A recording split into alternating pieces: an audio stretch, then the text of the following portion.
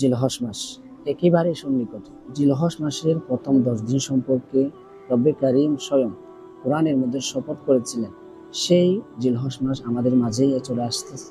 সুতরাং আমরা সকলেই এখন থেকে প্রতিজ্ঞাবদ্ধ হই জিলহজ মাসের প্রথম 10 দিনকে যেভাবে রাসূল আকরাম সাল্লাল্লাহু আলাইহি ওয়াসাল্লাম কাটাতেন সেভাবে কাটানোর জন্য। আমরা যদি সেই ফজিলত সম্পর্কে, সেই 10 দিনের ফজিলত সম্পর্কে অসংখ্য হাদিস রয়েছে, আমরা যদি সকল হাদিস সমূহ যদি রিসার্চ করি বা আমরা জাস্টিফাই করি, তাহলে আমরা কয়েকটা আমল উল্লেখযোগ্য পাই। তার মধ্যে 1 নাম্বার হলো উক্ত 10 দিনে রোজা রাখা। 2 নাম্বার হলো রাত জাগ্রত থেকে ইবাদত করা। আমরা সকলেই চেষ্টা করব প্রথম 10 দিনে, জিলহজ মাসের প্রথম 10 দিনেই আমরা ইবাদত করার জন্য। 3 নাম্বার হলো 4টা বাক্য বেশি বেশি পড়া উক্ত 10 দিনে।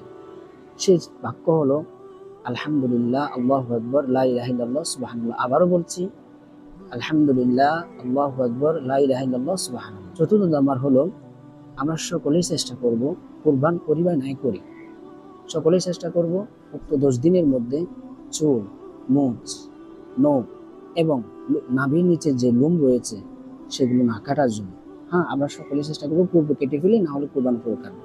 এই মুস্তাহাব বিষয়গুলো, এই সুন্নাহগুলো আমরা মেনটেন করি। ইনশাআল্লাহ আল্লাহ তাআলা আমাদেরকে সকলকে সাজায় হায়াত দান করুক।